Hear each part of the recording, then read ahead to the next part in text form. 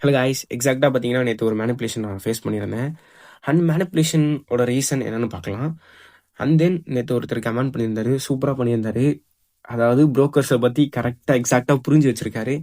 And 90% of the traders வந்து loss ஆகுறதுக்கான ஒரே reason என்னன்னு கேட்டீங்கன்னா, அதர்ஸ டிபெண்ட் பண்ணியிருக்காங்க. ஓகேவா? தென் 10% ஆஃப் பீப்பிள்ஸ் மட்டும் தான் அவங்களுக்கான ஓன் ஸ்ட்ராட்டஜி பில்ட் பண்றாங்க. ஓகேவா? தென் நேத்து எப்படி எனக்கு லாஸ் ஆச்சுன்னு பார்க்கலாம். நேத்து வந்து நான் வந்து எப்பயுமே பார்த்தீங்கன்னா, அனலைஸ் வந்து லேப்டாப்ல தான் பண்ணுவேன். தென் ட்ரேட் வந்து டேப்லெட்ல எடுப்பேன். தென் வீடியோ ரெக்கார்ட் பண்ணுவேன். ஓகேவா? தென் இதுதான் ரியல் மேனிபுலேஷன். எக்ஸாக்ட்டா பார்த்தீங்கன்னா, லேப்டாப்ல கிரீன் கலர் கேண்டில் ஃபார்ம் ஆயிருக்கு. தென் டேப்லெட்ல பார்த்தீங்கன்னா, எக்ஸாக்ட்டா அங்க ரெட் கலர் கேண்டில் ஃபார்ம் ஆயிருக்கு. ஓகேவா? நான் இன்கேஸ் லேப்டாப்ப பார்க்காம டேப்லெட்ட மட்டும் பார்த்திருந்தேன்னா, எக்ஸாக்ட்டா அங்க ஒரு என்ட்ரி எடுத்திருப்பேன். அங்க ஒரு என்ட்ரி பிளேஸ் ஆயிருக்கும். கண்டிப்பா எனக்கு லாஸ் தான் இருக்கும் அந்த ட்ரேடு. தென் நெறைய பேருக்கு இன்னும் புரியல. மேனிபுலேஷன்னா என்ன? தென் எரர் கேண்டில்ஸ்னா என்னன்னு சொல்லிட்டு. ஓகேவா?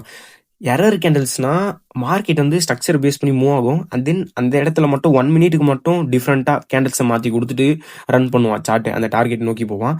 தென் மேனிபுலேஷன்னா உங்களுக்கு ஒரு கேண்டில் குடுக்குறது, மத்த ஒரு யூசருக்கு இன்னொரு கேண்டில் குடுக்குறது. இதுதான் மேனிபுலேஷன்.